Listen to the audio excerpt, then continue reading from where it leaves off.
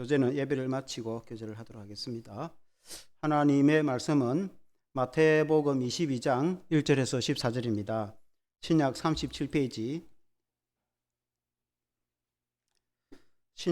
37페이지 마태복음 22장 1절에서 14절 조금 길긴 한데 제가 봉독하겠습니다. 여러분은 눈으로 묵도하시길 바랍니다. 예수께서 다시 비유로 대답하여 이르시되 천국은 마치 자기 아들을 위하여 혼인잔치를 베푼 어떤 임금과 같으니 그 종들을 보내어 그 청한 사람들을 혼인잔치에 오라 하였더니 오기를 싫어하거늘 다시 다른 종들을 보내며 이르되 청한 사람들에게 이르기를 내가 오찬을 준비하되 나의 소와 살찐 짐승을 잡고 모든 것을 갖추었으니 혼인잔치에 오소서 하라 하였더니 그들이 돌아보지도 않고 한 사람은 자기 밭으로 한 사람은 자기 사업으로 가고 그 남은 자들은 종들을 잡아 모욕하고 죽이니 임금이 노하여 군대를 보내어 그 서린 자들을 진멸하고 그 동네를 불사르고 이에 종들에게 이르되 혼인잔치는 준비되었으나 청한 사람들은 합당하지 아니하니 내 그리 길에 가서 사람을 만나는 대로 혼인잔치에 청하여 오라 한데 종들이 길에 나가 악한 자나 선한 자나 만나는 대로 모두 데려오니 혼인잔치에 손님들이 가득한지라. 임금이 손님들을 보러 들어올세 거기서 예복을 입지 않은 한 사람을 보고 이르되 친구여 어찌하여 예복을 입지 않고 여기 들어왔느냐 하니 그가 아무 말도 못하거늘 임금이 소환들에게 말하되 그 손은 발을 묶어 바깥 어두운 데에 내든지라. 거기서 슬피 울며 이를 갈게 되리라 하니라. 청함을 받은 자는 많되 택함을 입은 자는 적으니라. 아멘. 할렐루야. 혼인잔치의 비유라는 제목으로 말씀을 드리겠습니다. 오늘 이 말씀을 읽으면 우리 교회 생활 가운데 마치 이웃 초청 축제하는 그런 이야기를 꼭 하는 것 같습니다. 여러분 그 초청 축제를 보면 우리가 이웃 이제 혼인 초청 축제 한번 그려 보세요. 초청 축제 해가지고 뭐 초청장도 만들고 또 그다음에 넘겨보면은 우리 음식도 준비하고 이제 초청한다고 음식을 준비했으니까 이웃 사람들에게 좀 오라고 그래 하잖아요. 그리고 이제 잔치 뭐 그러면 없어요. 많은 사람들을 초대하여서 그림 내려도 됩니다. 배고프면은 또 밥 먹을 때 보도록 하고 어쨌든 그렇게 준비를 하면 선물도 준비하고 이웃 초청을 이제 하면은 사람들이 이제 오도록 초청을 하고 그 가운데 어떤 사람은 예수를 믿기도 하지만 많은 사람들은 지인들 간청 때문에 또 체면상 왔다가 가는 사람도 있고 그렇게 합니다. 오늘 읽은 이 말씀이 마치 그 천국 잔치에 초대를 하는 그 주님이 그런 비유로 말씀하셨는데 우리 주님이 말씀을 시작하실 때에 천국은 마치 이와 같으니 라고 했습니다. 천국, 하나님의 나라, 천국은 이런 건데 비유로 말씀하신 것입니다. 예수님이 공생의 마지막 주에 여러 가지 천국에 대해서 비유를 하신 것 중에 그 중에 특히 오늘은 혼인잔치에 대한 그런 천국 비유입니다. 한 임금이 자기 아들을 위하여 혼인잔치를 준비했다. 여기에 임금은 하나님이시겠죠. 그 아들 예수 그리스도의 혼인잔치를 준비했는데 손님을 초대했다. 그 말입니다. 그런데 많은 사람들을 초대했지만은 처음에 오라고 하면은 잘 안 오잖아요. 우리가 전도할 때도 교회 한번 오라면 얼마나 안 옵니까? 여러 가지 핑계를 대고 안 옵니다.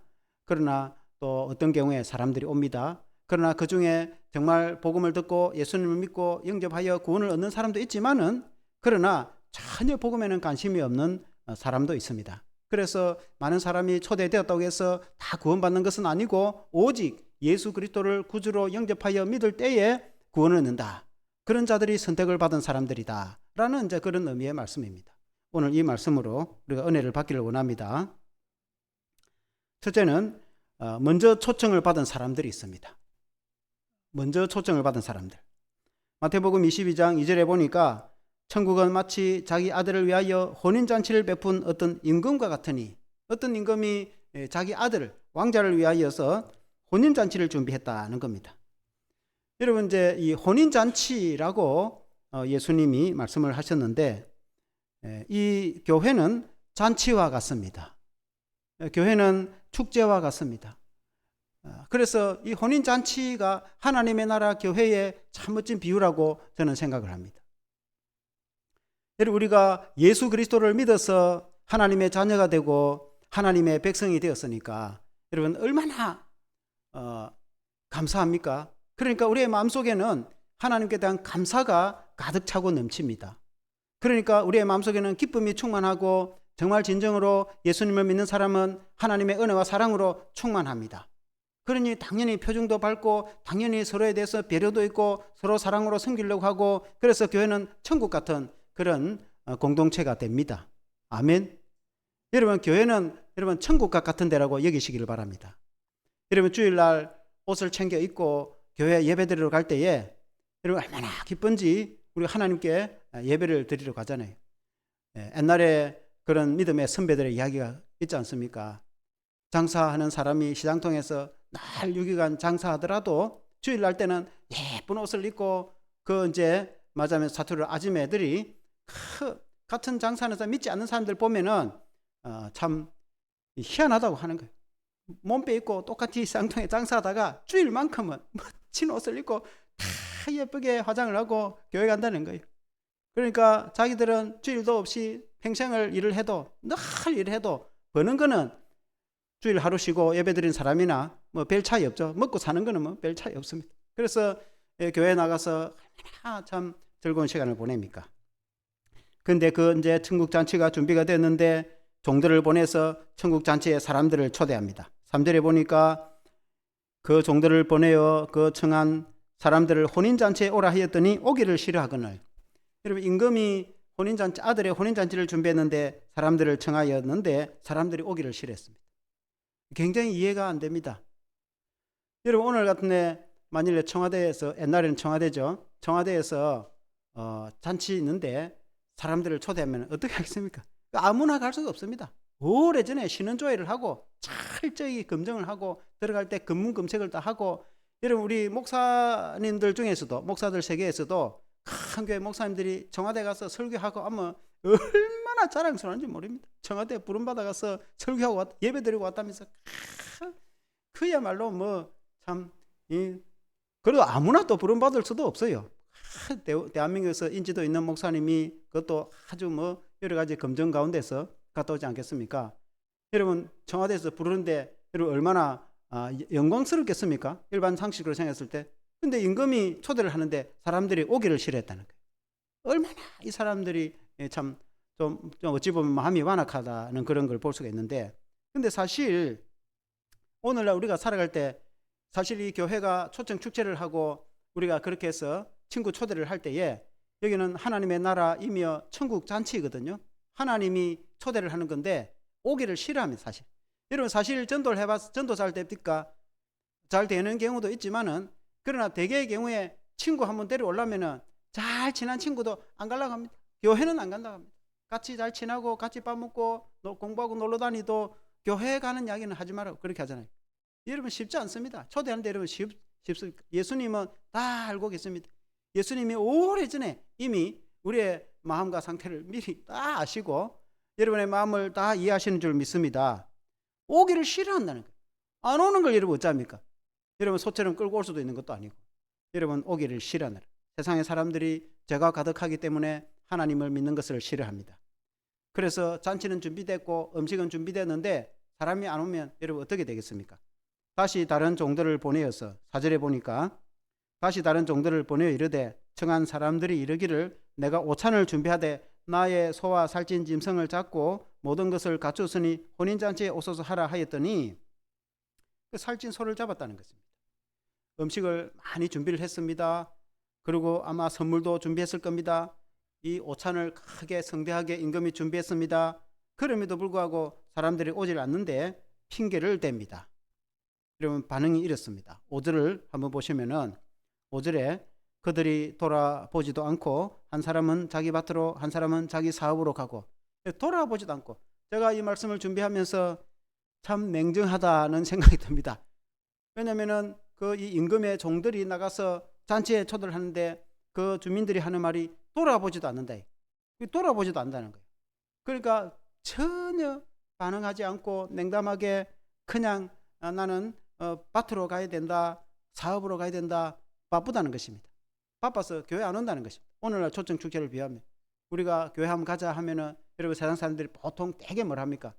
내가 사업을 벌려놔서 가봐야 된다는 겁니다. 그리고 오늘 개점을 했기 때문에 가봐야 된다는 겁니다. 그리고 직장에 중요한 일이 있기 때문에 가야 된다는 거죠. 되게 돈 버는 이야기를 합니다. 여러분 돈을 버는데 크게 두 가지입니다. 하나는 정말 먹고 살기 힘드니까 여러분 좀 힘들고 가는 사람들은 정말 이 하루하루 벌거나 혹은 직장에 가서 그 직장에 잘 다녀야지 또 그만두면 안 되니까 얼마나 사실 또 중요합니다. 그러니까 먹고 살기 위해서 얼마나 열심히 땀 흘려 삽니다. 그리고 어떤 사람은 돈 버는 재미 때문에 돈을 많이 벌고 사업이 확장되면은 그게 뭐 그야말로 재미 때문에 여러분 예수 이야기 하면은 여러분 콧방귀를 안 끼겠습니까? 무슨 천국 가봤냐고. 여러분 이 어마어마한 돈을 버는데 여러분 관심을 가지겠습니까? 그러나 영혼이 사실 중요한데 사람들이 이제 그렇다는 것입니다. 여러분 이와 비슷한 병행 구절 이 마태복음과 같은 병행 구절을 할 수 있는 누가복음 14장 19절에서 20절에는 이렇게 말씀합니다. 또 한 사람은 이르되 나는 소 5개를 사슴에 시험하러 가니 청컨대 나를 양해하도록 하라 하고 또 한 사람이 이르되 나는 장가들었으니 그러므로 가지 못하겠노라 하는지라 그렇게 했습니다. 소 5마리를 산 것은 굉장히 부자입니다. 여러분 우리가 어릴 때 시골에서 소 한두 마리 있어도 농가에는 보통 그 정도 있습니다. 보통 소 5마리 키우는 사람 많지도 않습니다. 소 5마리 10마리 이렇게 키우는 사람은 굉장한 이 농부에서 굉장히 부유한 농부입니다. 그래서 그 시대는 농경 시대이니까 오늘 치면은 큰 사업을 하는 사람입니다. 그러니까 소 5마리 샀다는 것은 뭐 이 개점을 여러 가지 이제 체인짐 같으면은 체인짐 한 개 더 냈다는 겁니다. 그러니까 그에 어떻게 돌아가는지 직원이 잘 하고 있는지 일월도 준비를 해야 되기 때문에 가봐야 된다는 겁니다. 자기로서는 당연한 이야기인지 모르겠는데 영혼에는 관심이 없기 때문에 이제 그렇습니다. 그리고 어떤 사람은 장가를 갔다고 말합니다. 결혼을 했으니까 아내를 기쁘게 해야 되기 때문에 교회 갈 시간이 어디 있느냐 이제 그런 의미입니다. 여러분 노아의 심판 때도 예수님이 하신 말씀처럼 여러분 온 세상이 물의 심판을 받기 직전까지 사람들이 시집가고 장가가고 먹고 마시고 정신없이 지내다가 멸망을 당했다. 그렇게 말씀했습니다. 사랑하는 성도 여러분, 우리가 이 땅에서 먹고 살고 열심히 직장 다니고 열심히 일도 하고 당연히 해야 됩니다. 그리고 돈도 벌어야 되고 학생들은 열심히 공부도 해야 되고 학교도 가야 되고 직장도 가야 되고 사업도 당연히 해야 되지만은 그러나 우선 영혼에 대한 관심을 가져야 되는데 사람들이 영혼에 대한 관심 여러분 모르기 때문에 하나님을 모르기 때문에 그럴 수도 있고 그래서 우리가 또 복음을 전해야 되고 우리가 죽어서 사회의 세계도 중요하겠고 이 땅에서 우리가 예수님을 믿어서 하나님의 성령의 은혜로 우리의 영혼의 참된 평안과 즐거움으로 하나님을 알고 하나님을 경외하고 살아가는 신앙이 얼마나 즐거운지 그걸 세상 사람들이 모르기 때문에 여러분 그렇지 않겠습니까? 그래서 세상 일이 바쁘다고 다 핑계를 대고 가집니다. 오늘 보니까 임금잔치에도 초청을 응하지 않습니다. 마태복음 22장 6절에 그 남은 자들은 종들을 잡아 모욕하고 죽이니라고 했습니다. 여러분 그 초청에 안 오면 안 오는 거지. 임금이 초청을 했는데 그것도 그 종들을 잡아 모욕하고 죽였다. 그게 핍박을 하고 박해를 하고 때리고 어떤 경우에는 돌로 치고 결국 어떤 경우에는 종들을 죽이기까지 했다. 그러니까 잔치에 지금 초대를 하고 있는데 잔치에 안 오는 것도 좀 그렇기도 한데 그러니까 그 보낸 종들을 잡아서 때리고 죽이고 모욕을 하고 돌로 치고 어떤 경우에는 죽이기까지 왜 사람들이 그렇게 하는가? 굉장히 포악한 것이죠. 예수님이 포도원 농부에 비유같이 정말 그들이 농장을 차지하려고 그렇게 하는 건지 정말 죄악이 가득하여서 하나님을 경외하지 않으니까 여러분 그렇게 하지 않겠습니까? 근데 이제 성경적으로 보면은 많은 선지자들이 하나님의 말씀을 전하고 복음을 전하다가 박해를 받고 하지 않습니까? 선교 역사에도 뭐 우리나라도 마찬가지고 초창기에 얼마나 핍박과 박해를 받았습니까? 우리가 구약 성경에도 보면 예레미야 같은 선지자는 유다 말기에 하나님을 믿고 하나님의 말씀대로 살 것을 얼마나 건면하고 얼마나 부르짖습니까? 그러니까 왕과 관리들이 듣기 싫다고 고관 대작 관리들이 예레미야 전하는 그 말씀 듣기 싫다고 왕궁 감옥에 가둬버리고 말 못하게 그렇게 하잖아요. 듣기 싫다는 겁니다.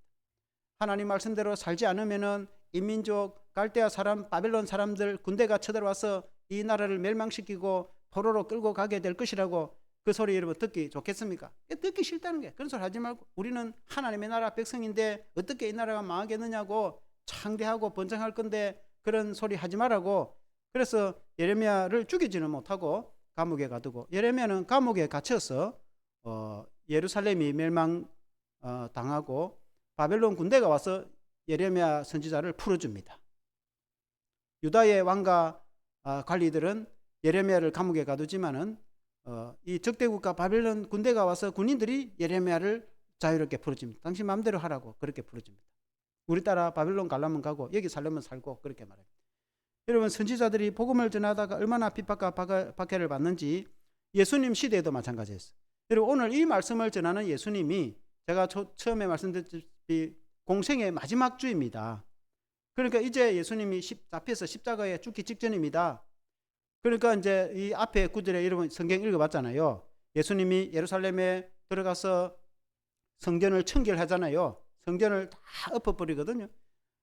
돈 파는 판을 엎어버리고 비둘기 쫓아내버리고 소, 우양을 다 이렇게 쫓아내버리고 내 집은 만민이 기도하는 집이다고 말씀하시면서 그 하나님께 예배는 안 드리고 장사하고 하는 그런 이제 그들을 다 쫓아내고 성결 청결을 했는데 그때의 대제사장과 바리새인들이 그걸 다 봤습니다. 그때의 이제 종교 지도자들이죠. 그래서 예수님 보고 무슨 권한으로 이런 식으로 하느냐고 예수님에게 항변을 합니다. 그때 예수님이 그들과 세례 요한의 비유를 하면서 그때가 그들 사람들과 대화를 하면서 한 비유의 말씀이 이 말씀입니다. 그러니까 그 당시에 바리새인이나 그때 대제사장이나 그때 종교 지도자들이 가장 예수님을 영접하고 하나님을 가장 경외해야 될 사람임에도 불구하고 오히려 이 천국 복음을 전하는 하나님의 아들 예수 그리스도를 박해하고 결국은 죽는데 내주잖아요. 결국은 로마에 고발을 해서 로마 빌라도 총독이 십자가 처형의 언도를 내려서 예수님이 십자가에 죽으시게 되는데 물론 예수님이 십자가에 죽으심으로 우리가 구원을 받지만은 그렇게 하나님의 아들이신 예수님이 결국은 비참하게 죽음을 당하게 되는 거 아니겠습니까? 복음과 말씀을 전하고 오히려 천국에 초대하는 그런 사람들을 죽이는 일이 이제 생기는데 예수님의 말씀대로인지 어쨌든 AD 70년 예수님 시대 이후에 AD 70년에 로마 디토스 장군이 로마의 유명한 디투스 장군이 있습니다. 디투스 장군이 훗날에 이제 황제가 되는데 70년에 이 예루살렘과 유다인들은 늘 이제 반역을 하고 자기들 입장에서는 독립운동이죠. 그러나 로마 입장에서는 이제 이 군사 반역과 쿠데타를 일으킵니다. 늘 유다인들은 주로 그렇게 합니다. 그러니까 이제 로마 군대가 엄청난 군대가 진군을 해가지고 예루살렘을 초토화시켜버리고 예루살렘 왕궁과 성전을 불태워버리고 다시 재점령하는 일이 있습니다. 역사적으로 아주 유명한 사건입니다. AD 70년에 그때에 이 예루살렘을 초토화시킬 때에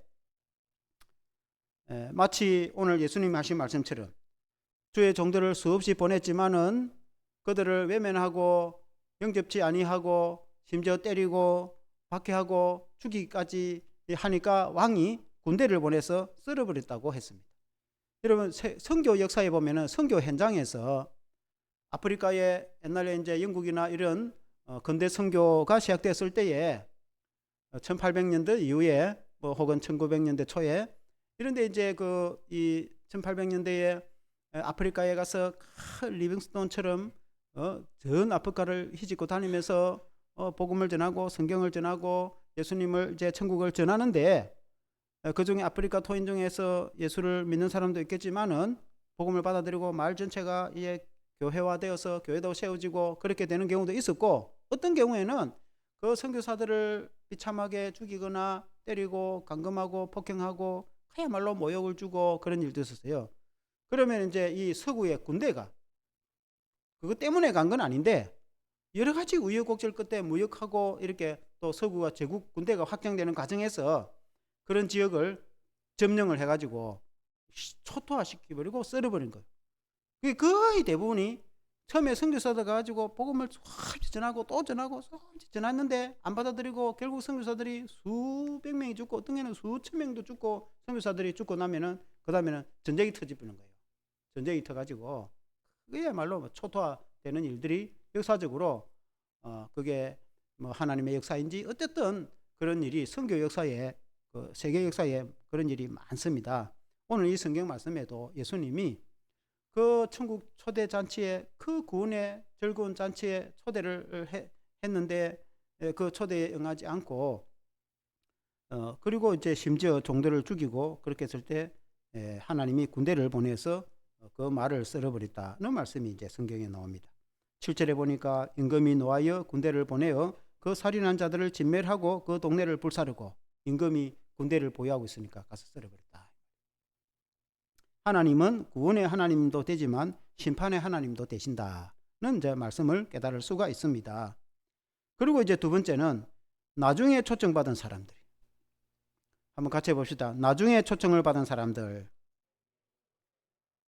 임금이 포기하지 않습니다. 아들의 혼인잔치에 종들을 다시 보냅니다. 9절에 보니까 내 길에 가서 사람을 만나는 대로 혼인잔치에 청하여 오라 한대.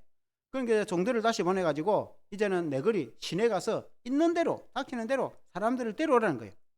그러니까 그 전에는 이제 지인들 오늘 같은 우리가 초청 축제할 때 그 전에 이제 이 초청 카드를 가지고 선물도 가지고 친구들이나 이웃이나 잘 아는 이제 형제나 친척들 친구들에게 이제 초청을 줘서 초대를 하지 않습니까? 그래서 꼭 오라고 하는데 근데 이제 오는 사람도 있지만은 옛날에는 많이 왔는데 특히 요즘에는 뭐 사람 핑계를 대고 안 와버립니다. 그러니까 이제 선물도 준비됐고 음식도 준비됐고 잔치는 준비됐는데 사람이 안 오니까 그러면 교회는 뭐 그게 맹탕 넘어갈 수는 없잖아요.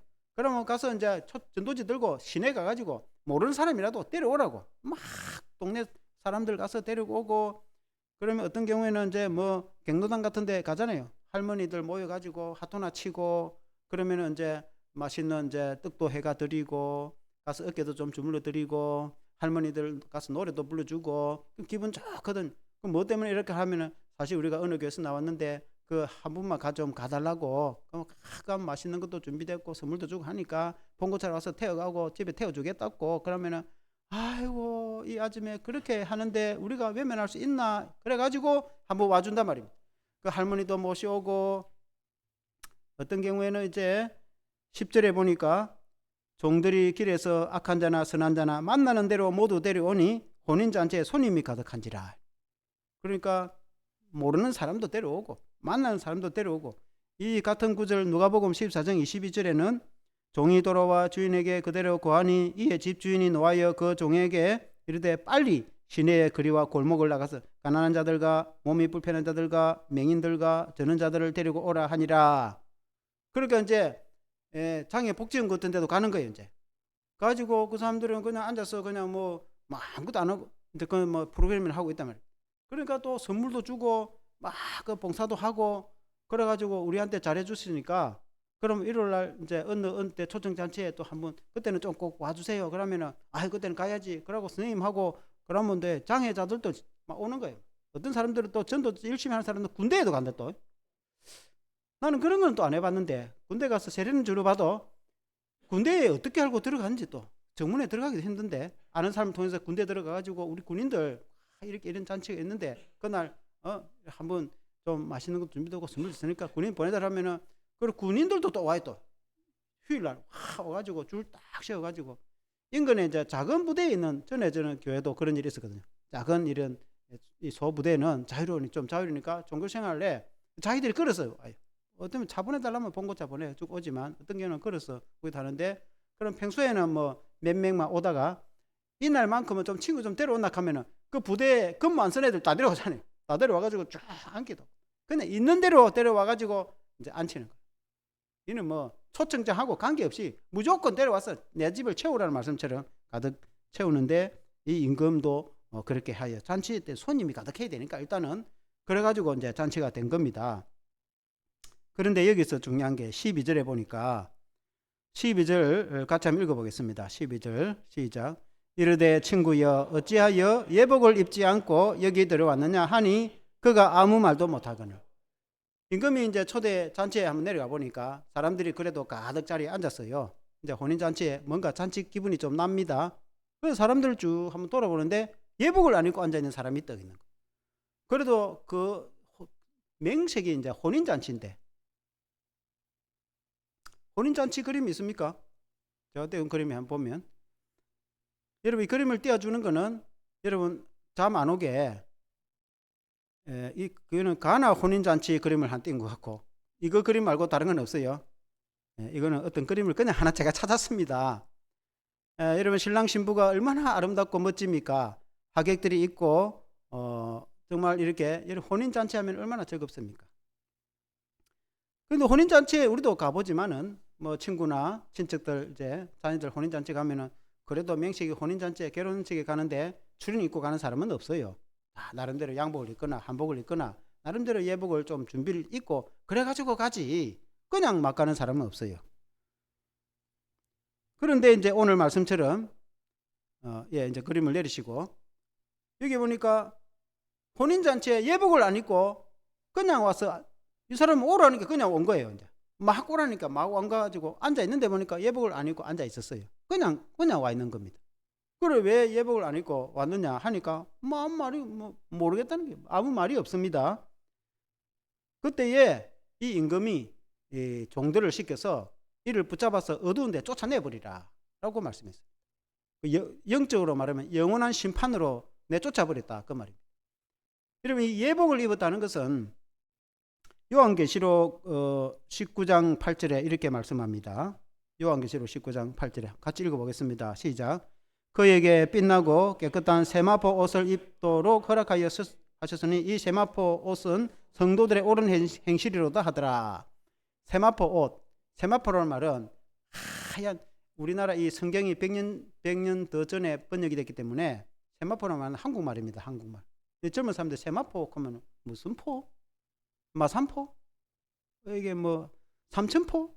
하고 그런 포가 아니고 세마포라는 옷은 어른들은 알 건데 옛날 한복인데 하얀 옷, 깨끗한 옷 있잖아요. 그걸 세마포 옷이라. 그러니까 천사와 같이 성도들이 흰 옷을 입었다 그 말입니다. 이 흰 옷을 입었다는 뜻은 깨끗하게 되었다 그런 뜻입니다. 예수 그리스도의 피로 우리 죄가 사함을 받고 예수 그리스도를 믿어서 그리스도 안에서 우리가 깨끗하게 돼서 하나님의 자녀가 되고 하나님의 백성이 돼서 거룩하고 깨끗한 성도가 되어서 우리의 삶이 거룩하고 정결하고 성결하고 하나님의 자녀답게 믿음으로 살아가는 성도의 삶이나 행실을 두고 깨끗한 예복을 입었다 그렇게 표현한다 이 말이에요. 그 말은 오늘 이 말씀으로 비유하면 로마서 10장 9절 10절에 한번 같이 읽어보겠습니다. 시작. 내가 만일 너의 입으로 예수를 주로 시인하며 또 하나님께서 그를 죽은 자 가운데서 살리신 것을 내 마음에 믿으면 구원을 받으리라. 사람이 마음으로 믿어 의에 이르고 입으로 시인하여 구원에 이르느니라. 예수님을 구주로 믿고 영접하는 자는 하나님의 자녀가 되고 구원이 된다 그런 말씀 아닙니까? 그러니까 교회에 초대를 돼 와가지고 왔다. 초청장치에 사람들 오라니까 왔다.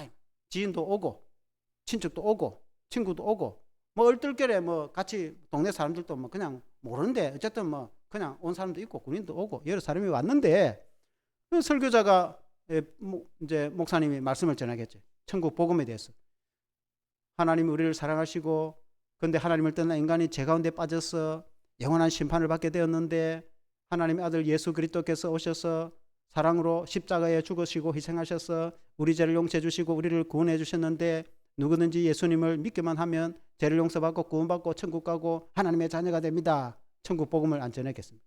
그래서 여러분 예수 믿으시길 바랍니다. 영접하는 자 곧 그 이름을 믿는 자들에게는 하나님의 자녀가 되는 권세를 주셨으니까 오늘 로마서 10장 9절 10절 말씀도 예수를 구주로 믿고 시인하고 입으로 고백하고 영접하는 자는 구원을 받습니다. 그래서 십자가의 구원의 복음을 당연히 안 전하겠습니까? 복음은. 그래서 그 말을 듣고 보니 그냥 왔는데 뭐 초청잔치를 한 이후 초청잔치를 하니까 그냥 왔는데 그 말씀을 들어보니까 예수 믿으면 천국 가고 예수 믿으면 구원받는다 뭐 그 말 아닙니까? 그래서 그 말 알아듣고 진짜 예수님을 영접하고 믿는 사람이 있다 이 말. 예수님을 영접하였어. 그 자리에서. 그러면 이제 그 사람은 믿음이 성장하겠죠. 예수님이 생명의 씨앗이 그 속에 뿌려졌으니까 우리도 이제 뒤에 뒷밭이 있어가지고 우리 집사님들이 뒤에 이제 뭐 쌍추 심고 막 심어놨죠. 여러 가지 막 심어놨어. 자라고 있습니다. 내가 가보니까 어제도 가보니까 잘 자라고 있더라고. 쌍추는 다음 주 정도 먹어도 될 것 같더라고. 그러니까 이제 이 씨앗이라는 것은 탁 심어가지고 덮어버리면 안 보입니다. 그렇지만 이제 자라면 싹이 보인단 말입니다. 지금 이제 자라면은 이제 자라고 있는 게 새파랗게 자라고 있는 게 보여. 믿음이 보이는 거예요. 여러분, 생명이 있는 사람하고 없는 사람하고 같습니까? 다릅니까? 다릅니다. 살아있는 사람하고 죽은 사람하고 같습니까? 다릅니까? 당연히 다르죠. 같은 사람이라도.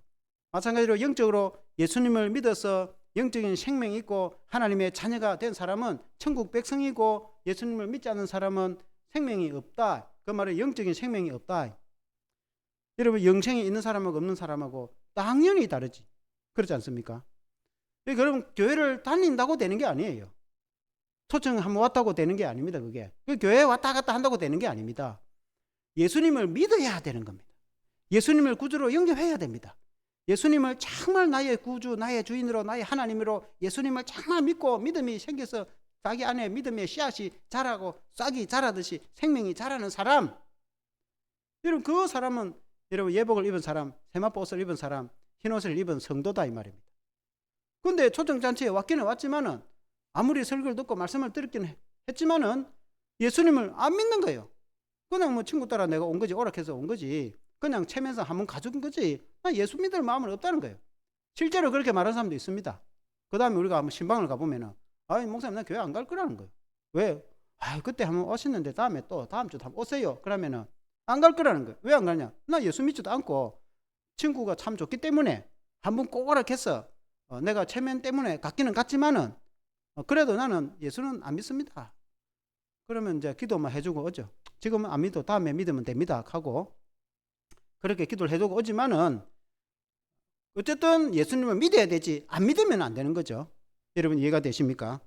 그러니까 이 주인이 믿음 없는, 예복을 입지 않는 이 사람은 바깥 어두운데 손발을 묶어서 쫓아내버렸다. 그는 영원한 형벌, 영원한 지옥 형벌을 받도록 묶어서 쫓아내버리는, 심판을 받는 것과 똑같습니다. 하나님이 심판을 하신다 이 말. 그러나 초대를 되어서 예수님을 믿는 사람은 영원한 생명을 얻지 않겠습니까? 우리의 모든 죄가 용서받고 영원한 생명을. 그래서 14절에 주님이 이렇게 말씀합니다. 14절에 한번 같이 읽어보겠습니다. 시작. 청함을 받은 사람은 많되 택함을 입은 자는 적으니라. 그러니까 이제 많은 사람들이 오기는 왔지만은 다 구원받는 건 아니고 그 안에서 정말 예수 믿는 사람은 택함을 받은 사람이겠죠. 하나님의 에베소서 1장 말씀처럼 창세전에 그리스도 예수 안에서 너희를 택하사, 하나님이 우리를 선택하여서 우리를 하나님의 자녀로 구원을 허락해 주셨는데 누가 택함을 받았는지 우리는 아무도 모르지만은 예수를 믿는다고 하면 그 사람은 선택을 받은 사람이에요. 죽어도 예수를 안 믿는다고 하면 그 사람은 하나님의 선택을 못 받은 사람이에요. 그래서 예수님을 믿는 사람은 이미 선택을 받았는데 그 사람은 많지 않다는 거예요. 많은 사람들 같지만은 다 구원받는 건 아니고 믿는 사람이 구원을 받는다. 그 말씀이 되는 거예요. 결론적으로 주님의 그 혼인잔치에 참여하는 자가 받는 복입니다. 사랑하는 성도 여러분, 저와 여러분들은 그 혼인잔치에 초대되어 와서 주님을 영접하고 또 우리가 구원을 받은 성도인 걸 믿으시길 바랍니다. 이미 우리는 흰옷을 입은 성도인 걸 믿으시기를 바랍니다. 여러분, 저와 여러분들은 한 번 초대되어 온 게 아니고 매주 교회를 나오고 예배생활을 하면서 이미 예수님을 믿고 믿음이 자라가고 성장하고 있기 때문에 이미 저와 여러분들은 영생을 얻었고 구원을 받은 하나님의 성도입니다. 이 말씀을 잘 깨달아서 주님이 하신 이 비유의 말씀이 얼마나 주님이 정말 이 대화를, 이야기를, 스토리를 참 멋지게 이렇게 창조적으로 하십니다. 어떻게 이렇게 비유를 멋지게 하시는지, 그 주님이 이 비유로 하신 말씀이 천국의 복음으로 깨달아지고 이해가 되어지고, 그래서 주님이 이렇게 말씀하셨구나. 사랑하는 성도 여러분, 이해가 되십니까? 그게 이해가 돼야 되는 거예요. 이해가 되는 게 성도입니다. 이미 우리는 구원을 받아서 하나님의 어린 양의 혼인잔치, 하나님의 어린 양은 예수 그리스도이십니다. 우리 예수 그리스도의 어린 양의 천국의 혼인잔치, 마지막 때에 예수님이 세상을 심판하시고 그 영원한 혼인잔치에 우리가 들어가게 되고 그 주님의 즐거운 잔치에 참여하게 될 것이고 우리는 영생을 얻게 될 것이고 심판을 받지 않고 구원을 받게 되는 것을 여러분 믿으시기를 바랍니다. 우리가 영원히 천국 가서 구원받는 것은 말할 것도 없고 이 땅에 살아갈 때에 우리는 천국을 누리는 성도가 되어야 됩니다. 그래서 이 마태복음에는 거의 천국이라고 이렇게 표현합니다. 그러나 누가복음이나 다른 복음서에는 하나님의 나라라고 해석합니다. 그러나 단어는 똑같아요. 원어는 바실레이아입니다. 바실레이아 톤 우라노. 그러니까 바실레이아는 왕국, 하나님의 나라 왕국, 그걸 천국이랍니다. 하나님이 천지를 창조하고 하나님이 세계를 만들었지만은 하나님을 왕으로 모시고 하나님을 하나님으로 믿는 그런 예수 믿는 저와 여러분들의 성도는 하나님의 나라 백성입니다. 그러나 세상에 다 똑같이 살아가도 하나님을 왕으로 섬기지 않는 사람들도 있죠. 그건 하나님의 나라 백성이 아닙니다. 그러니까 우리가 이 땅에 살아도 우리는 하나님의 나라 백성으로 살아가고 있습니다. 우리는 하나님 나라 안에서 살아가고 있는 것입니다. 여러분, 교회 생활이 완전하지는 않지만은 우리가 하나님의 나라의 삶입니다. 교회 생활이라는 것, 예배 생활과 성도의 교제가 교회 생활이라는 것은 천국 생활과 같습니다. 좀 뭐 다른 표현하면은 천국의 예배 생활이라도 할 수 있지만은 좀 더 엄밀하게 신학적으로 말하면은 넓게는 사실은 지금 천국 생활을 하고 있는 겁니다. 우리가 죽어서 가는 천국도 천국이지만은 지금 살아가는 것이 천국 생활입니다. 이것이 천국이 하나님을 왕으로 모시는 우리가 하나님의 백성이고 우리 교회와 성도가 하나님의 천국이니까 당연히 지금 천국 생활을 하고 있는 겁니다. 천국에는 기쁨과 잔치가 있습니다. 그래서 예배도 즐겁고 예배 마치고 성도가 식사를 나누면서 교제도 즐겁고 쌍추를 심어도 즐겁고 조 안에서 함께 기쁨을 나누고 함께 교제하고 또 청년들 탁구치고 재밌게 믿음 생활을 하는 거가 천국 생활인 겁니다. 천국 생활. 아멘. 여러분 믿으시기를 바랍니다. 함께 기도하겠습니다.